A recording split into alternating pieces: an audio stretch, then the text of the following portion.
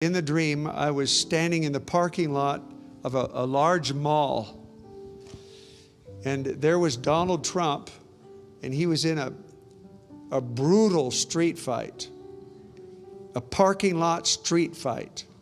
Now that in itself tells you what's going on.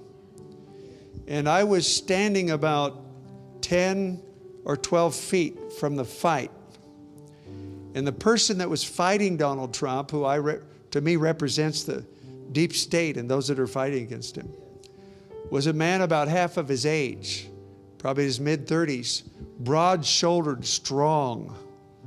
And the fact that when I saw him, that made me angry just to see that. What is a 30-some-year-old man doing fighting a 74-year-old man? That made me angry. It was one of those dreams where I couldn't jump in. You know, you're just watching it. So I'm seeing his back to me. I never saw the face of the person until the end of the dream. And here's what was going on. I was hearing loud thuds. I mean, it was so vivid and it was brutal. It made your stomach turn. And this man that was really muscular and strong and younger, he was winding up, was hauling off, but it was strange. He used his open hand and he would smack the president just so hard. You'd hear the flesh. I mean, I can't replicate it. And every time he would do that, Donald Trump had a belt, a leather belt. I would say it was 2 inches wide and thick, long. And he was whirling it around his head like a whip. And instantly when I saw him like that, what came to me was Jesus cleansing the temple. It was the same, that's in the dream. I knew he had that. And so this guy would haul off, I mean hard, and just smack him. But when he did, it seemed like Donald Trump would turn. It would always land right here on his left arm in the same spot. Donald Trump was wearing a long sleeve white shirt. And then he would hit Donald Trump, and then Trump would whip him. Now, because I was behind him, I would hear the crack of the belt whipping, but I couldn't see if it was actually landing on him or not. I couldn't see that. It might have been, it might not, I didn't know. I remember wondering in the dream, is it hitting him? And then he'd haul off and hit him. It went, just repeated over and over, hitting him. And then the man started mocking the president, saying, "Look, you're bleeding," in a very mocking, disrespectful tone. And I looked at his left arm. Again, he had a dress shirt like the president would wear, a long sleeve white shirt, but there was a big spot here, that big, of blood. And you could see under his arm was just raw from being beat over and over. Now, I'll interpret some of this as I go. I learned some of this interpretation from Bob Jones. But the right arm represents righteousness and the left arm represents justice in the scripture. So they were continually attacking him here, justice. So every blow was injustice. They were unjust attacks. That's the over and over unjust attacks against the president. The sense I had, the fact that the fight was even going on was unjust. I sensed that. When I saw it, it made my blood boil that this person should not be fighting with the president. So there was an anger, a righteous anger, and then the injustice of doing it. And then, so I'm watching, and then finally the president lands a blow right across the guy's face. It knocks him down and the fight's over. The president prevailed. And yes, it is. And I remember I walked up to the man and he was laying on the ground like, oh. And I walked up, I was angry.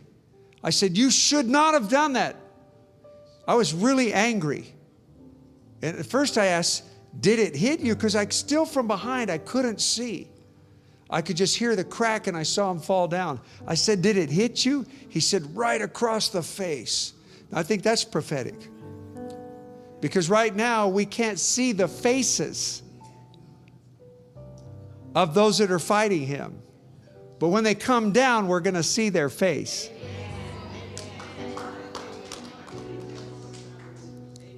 So here's what it showed me. Our president is in a brutal street fight. Aren't you glad God gave us a fighting president? I don't know, I'm sure God knows, but I can't think of anybody on the planet who could be in Donald Trump's place doing what he's doing. He's the man for the job.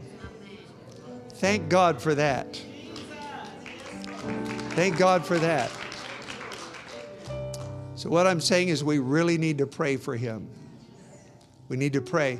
I believe with all my heart. That dreams means that this battle is not over. And Trump will triumph. And I'm telling you, our nation hangs in the balance. Because if for some reason he didn't, we're going the wrong direction. Joe Biden, I have no hesitancy to say this. He belongs in prison. He has no business having any political office. He needs to be locked up behind bars for the rest of his life. He's a criminal.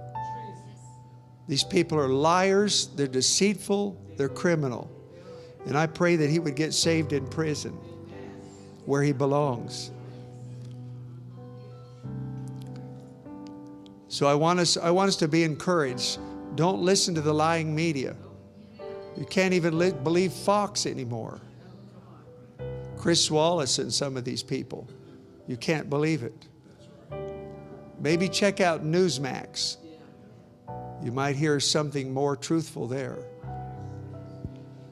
But what a day we're living in. I believe we just need to keep praying until everything's uncovered. Now, I don't know if you heard what Mario Murillo had to say. Yeah, now, I don't know how verified that is, but I sure hope it's true. I mean, I believe Mario. He's a personal friend. I know he's a man of integrity. He wouldn't lie, but I just hope that what he's told is true. But I just cannot believe that Biden hardly ever came out of his basement and he couldn't gather 200 people. Trump is gathering 45,000 people everywhere he goes, and you're telling me Biden's beating him? Give me a massive break.